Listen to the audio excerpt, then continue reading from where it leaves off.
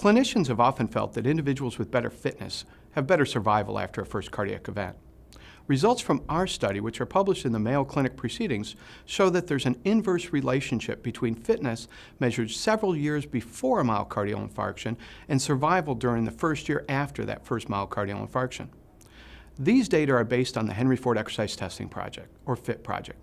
The FIT project is a retrospective cohort study of 70,000 adults in the metropolitan Detroit area who completed a physician-referred exercise stress test at a Henry Ford Medical Center between 1991 and 2009.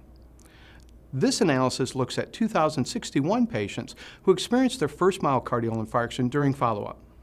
Mean age of those patients was 62 years, 38% are women, and 44% were a non-white race. Fitness is measured in metabolic equivalence of task, and the mean time between the exercise stress test and that first myocardial infarction was 6 years.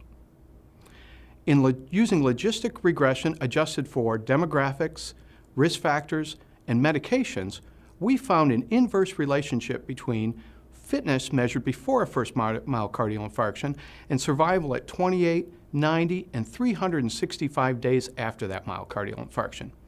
Each 1 MET increment in fitness was associated with an 8 to 10% lower risk of death at each interval. In addition, low fitness, less than 6 METs, was associated with a risk of death similar to having a history of hypertension.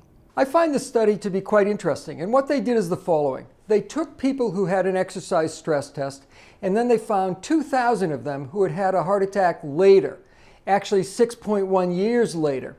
And they looked at whether they survived that heart attack or not. And if you had good exercise performance 6 years earlier, you had a better 1, 3, and 12-month survival.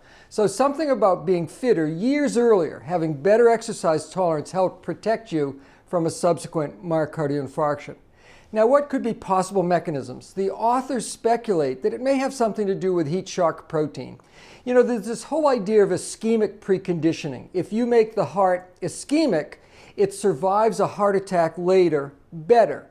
There may be something about being fit or actually exercise training that induces this pre-ischemic conditioning so that when you have a heart attack years later, you survive better. It may be due to something we call heat shock proteins. Now, heat shock proteins are these chaperones that protect cells from damage when something happens to them, like a myocardial infarction.